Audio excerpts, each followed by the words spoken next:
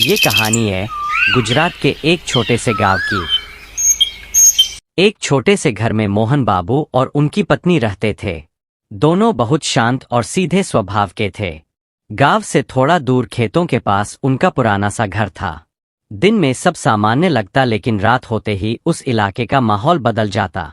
गांव वाले कहते थे कि मोहन बाबू के घर के पीछे वाले सूखे कुएं से अक्सर अजीब आवाजें आती है।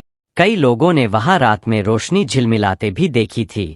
मोहन बाबू इन बातों पर ध्यान नहीं देते थे। उन्हें लगता था लोग बस कहानी बनाते हैं। रामपुर गांव अभी नींद में ही होता जब मोहन बाबू चूल्हा जलाने ढाबे पहुंच जाते। धुआं उठता, चाय चढ़ती और धीरे धीरे सड़क पर रौनक शुरू हो जाती। दिन भर काम, भागदौड़ और ग्राहकों की आवाजाही में समय निकल जाता। दिन में ढाबा हमेशा भरा रहता। ट्रक ड्राइवर, मुसाफिर और गांव वाले वही खाना खाने आते। लेकिन रात के बाद कोई वहां रुकना पसंद नहीं करता था। ज्यादातर रात को ढाबा खाली रहता, लेकिन कभी अचानक कोई ट्रक रुक जाता या कोई मुसाफिर खाना पूछ लेता। मोहन बाबू ऐसे ग्राहकों को मना नहीं करते थे। रात काफी गहरी हो जाती, हवा ठंडी चलने लगती और सारे गांव वाले शांति से सो रहे होते। मोहन बाबू ढाबा बंद कर घर की ओर लौट रहे होते। जैसे ही वह सूखे कुएं वाले मोड़ पर पहुंचे, हवा ठंडी हो गई। पास के पेड़ों से पत्तों की सरसराहट आई, फिर साफ कदमों की आहट। एक कदम, दो कदम उनके पीछे। जिज्ञासा और डर के बीच फंसकर उन्होंने साइकिल तेज कर ली। दिल जोर से धड़क रहा था। वह रोज की तरह सुबह ढाबे जाते, रात को लौटते और उस रात की घटना को भूलने की कोशिश करते। उन्होंने खुद को समझा लिया कि शायद वह थकान और अंधेरे का भ्रम था। घर में भी सब सामान्य दिख रहा था। सुबह उन्होंने देखा कि उनकी पत्नी जमीन पर गिरी हुई है। चेहरा पीला, सांसें तेज और माथा बुखार से तप रहा था। मोहन बाबू घबरा गए। ढाबे जाते समय रास्ते के चौराहे पर मोहन बाबू को उनके कुछ दोस्त मिल गए। उनके चेहरे की घबराहट देखकर सब रुक गए। मोहन बाबू ने धीमी आवाज में अपनी पत्नी की खराब हालत के बारे में बताया। कई दिनों से तेज बुखार, रात में डर कर चीखना, बेहोशी जैसी हालत। सब एक दूसरे का चेहरा देखने लगे। तभी राजू बोल उठा, मोहन भाई, यह गांव की दवा से ठीक होने वाली बात नहीं लगती। भाभी जी को हमें शहर के अस्पताल ले जाना चाहिए। मोहन बाबू हिचकिचाए, शहर बहुत दूर है। आने जाने में 2 से 3 दिन लग जाएंगे और रास्ता भी जंगल से होकर जाता है। इतना कहकर वह फिर रोज के काम में लग गए। ढाबे की तैयारी, सामान की चिंता, दवाइयों का इंतजाम, इन्हीं सब में वक्त निकल गया। उन्हें लगा 1-2 दिन में हालत संभल जाएगी, लेकिन उन्हें क्या पता था यह तूफान से पहले की शांति है। अगली ही रात अमावस की थी। सुबह मोहन बाबू का भतीजा राजू गांव पहुंचने के लिए निकल पड़ा, जहां उसका इंतजार कोई और ही कर रहा था। सफर लंबा था। रास्ते भर राजू के दिमाग में वही बातें घूमती रहीं, वही कुआं और वो रहस्यमयी आवाज। राजू के मन में एक अजीब सा डर बैठ गया था, जैसे कोई अनदेखी चीज उसे लगातार देख रही हो। वो घबराते घबराते आगे बढ़ने लगा, जैसे हर कदम उसे किसी अनजानी मुसीबत के और करीब ले जा रहा हो। चारों तरफ सन्नाटा था, सिर्फ उसके कदमों की आवाज सुनाई दे रही थी। अचानक उसे लगा जैसे कोई उसके पीछे चल रहा है। राजू एकदम रुक गया। उसने धीरे धीरे पीछे मुड़कर देखा, पर वहां कोई नहीं था। उसने खुद को संभाला और फिर आगे बढ़ने लगा, लेकिन इस बार उसके कदम तेज थे, सांसें भारी। शाम ढलते ढलते वो गांव पहुंच गया। सबसे पहले वो सड़क किनारे बने उस छोटे से ढाबे पर पहुंचा, जहां मोहन बाबू काम करते थे। वह उनके पास जाने लगा। मोहन बाबू की नजर राजू पर पड़ी और वो काफी खुश हो गए। अरे राजू, तू आ गया। बैठ, थक गया होगा, पहले कुछ खा ले। राजू ने खाने से मना कर दिया। राजू पास में ही रखी लकड़ी की चौकी पर बैठ गया, तो मोहन बाबू उसके लिए मटके में से ठंडा पानी लेकर आए। उसने धीरे धीरे एक घूंट लिया। पानी ठंडा था, पर गले से उतरते ही अंदर एक अजीब सी ठंड फैल गई। राजू ने मोहन बाबू की तरफ देखा। चाचा, ये पानी इतना ठंडा कैसे है? मोहन बाबू कुछ पल चुप रहे, फिर धीमे से बोले, ये उसी कुएं का पानी है। राजू का दिल एक पल के लिए रुक गया। उसने तुरंत गिलास नीचे रख दिया। पर वो कुआं तो सूखा है ना? मोहन बाबू ने धीरे धीरे उसकी आंखों में देखा और हल्की सी मुस्कान के साथ बोले, दिन में? राजू कुछ समझ नहीं पाया। क्या मतलब? दिन में वो सूखा लगता है, पर रात होते ही वो फिर से भर जाता है आवाजों से। ढाबे के अंदर अचानक सन्नाटा छा गया। राजू का दिल अब जोर से धड़क रहा था। दोनों बातें ही कर रहे थे, तभी अचानक एक ग्राहक अंदर आया।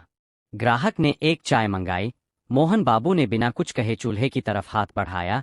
राजू ने चाय का गिलास उठाया और ग्राहक की तरफ बढ़ने लगा। जैसे जैसे वो उसके करीब पहुंच रहा था, उसका दिल तेज धड़कने लगा। पता नहीं क्यों, पर उस आदमी के पास जाते हुए उसे एक अजीब सा डर महसूस हो रहा था। ग्राहक के जाने के बाद दोनों फिर उसी बात में लग गए। राजू बार बार उसी कुएं के बारे में पूछ रहा था और मोहन बाबू टालने की कोशिश कर रहे थे। ढाबे में कभी कभी कोई राहगीर आ जाता, चाय पीता और चला जाता। ऐसे ही करते करते वक्त कब निकल गया पता ही नहीं चला। आज की रात अमावस की थी। रात काफी घनी हो चुकी थी। आसमान पूरी तरह काले बादलों से ढका था। अचानक जोर से हवा चली और फिर तेज बारिश शुरू हो गई। बूंदें छप्पर पर ऐसे गिर रही थीं जैसे कोई पत्थर बरसा रहा हो। मोहन बाबू और राजू ढाबा बंद करके घर की ओर निकल पड़े। भारी बारिश हो रही थी। मोहन बाबू और राजू साइकिल पर आगे बढ़ते जा रहे थे। मोहन बाबू ने एक हाथ में लालटेन थाम रखी थी, जिसकी हल्की रोशनी अंधेरे को चीरने की कोशिश कर रही थी। बारिश की आवाज में अचानक उन्हें किसी के चलने की आहट सुनाई दी। वह चौंक कर रुक गए। धीरे से लालटेन उठाई और कुएं की तरफ देखा, और वही देखकर उनके पैरों तले जमीन खिसक गई। कुएं के किनारे एक आदमी बैठा था। वह खुद राजू था। वही चेहरा, वही कपड़े, बस होठों पर एक डरावनी बनावटी मुस्कान। राजू की सांस रुक गई। उसने घबराकर अपने हाथों की तरफ देखा, फिर कुएं के पास बैठे उस राजू की तरफ। दोनों एक जैसे थे। कुएं पर बैठा वह बोला, राजू, घर चले। राजू के हाथ कांपने लगे। वो डरते हुए बोला, तू कौन है? मैं तुझे जानता हूँ, तू कुएं का छलावा है। इतना सुनते ही वह नकली मोहन बाबू जोर से हंसा। अचानक उसका शरीर टेढ़ा होने लगा, आंखें काली पड़ गई और अगले ही पल वह अपने असली रूप में आ गया। लंबा, काला और उसकी आंखों में एक अजीब सी चमक। वो फुसफुसाया और धीरे धीरे हंसने लगा, तुम दोनों को अब मैं नहीं छोड़ूंगा। अगले ही पल वो हवा में उड़ने लगा, जैसे किसी अदृश्य ताकत ने उसे ऊपर खींच लिया हो। ये देखकर दोनों का दिल जैसे रुक सा गया। उनकी सांसें थम गईं और आंखें डर से फैल गईं, जैसे शरीर ने साथ छोड़ दिया हो, पर नजरें हट नहीं रही थीं। वो बहुत धीरे धीरे उनके करीब आता जा रहा था। उन्होंने बिना सोचे समझे अपने हाथ की लालटेन उस भूत की तरफ फेंक दी। तेज रोशनी पड़ते ही वह चीख उठा, धुएं में बदलता हुआ पीछे हटने लगा। जाते जाते वह गरज कर बोला, अगली अमावस को मैं जरूर आऊंगा। अगली सुबह जब मोहन बाबू की पत्नी की नींद खुली तो उन्होंने देखा कि मोहन बाबू घर में नहीं थे। घबराहट में वो बिना कुछ सोचे समझे घर से निकल पड़ी और सीधे चौराहे की ओर दौड़ने लगी। गांव की गलियां खाली थीं, हर दरवाजा बंद। चौराहे पर मोहन बाबू के कुछ दोस्त पहले से खड़े थे। हांफती हुई भाभी जी बोली, मोहन अभी तक घर नहीं लौटे। पूरी रात उनका कोई पता नहीं चला। सभी एक दूसरे का चेहरा देखने लगे, जैसे सबको कुछ अंदाजा हो, पर कोई बोलना नहीं चाहता हो। तभी एक बुजुर्ग आदमी बोला, अगर वो रात को बाहर थे तो एक ही जगह हो सकती है। वो आदमी भागने लगा और उसके पीछे पीछे बाकी लोग भी दौड़ पड़े। भाभी जी सबसे आगे थीं, उनके कदम लड़खड़ा रहे थे, पर वो रुकी नहीं।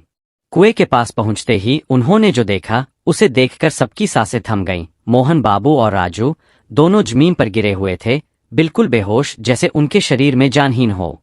काफी देर तक आवाज देने के बाद मोहन बाबू तो उठ गए, लेकिन राजू अकड़ सा गया था। उसका शरीर बिल्कुल सख्त हो चुका था, आंखें बंद, सांस बहुत हल्की। जो मैंने रात में देखा वह इंसान नहीं था। और फिर उन्होंने कुएं के पास हुई पूरी घटना सबको बता दी। सब चुप थे, किसी के पास कोई जवाब नहीं था। सिर्फ कुआं था जो उस सुबह भी उतना ही खामोश खड़ा था। वो लोग मुश्किल से राजू को घर लेकर आए। उसका शरीर अभी भी अकड़ा हुआ था और सांसें बहुत धीमी थीं। भाभी जी ने उसे चारपाई पर लिटाया। काफी दिन गुजर गए, लेकिन आज भी राजू की हालत में कोई सुधार नहीं आया। वो चुपचाप एक ही जगह बैठा रहता, ना कुछ बोलता, ना किसी को पहचानता। आज भी गांव में उस कुएं के पास कोई नहीं जाता। सूरज ढलते ही लोग उस रास्ते से मुड़ जाते हैं। अगर अगली कहानी सुनने की हिम्मत है तो चैनल को सब्सक्राइब कर लो।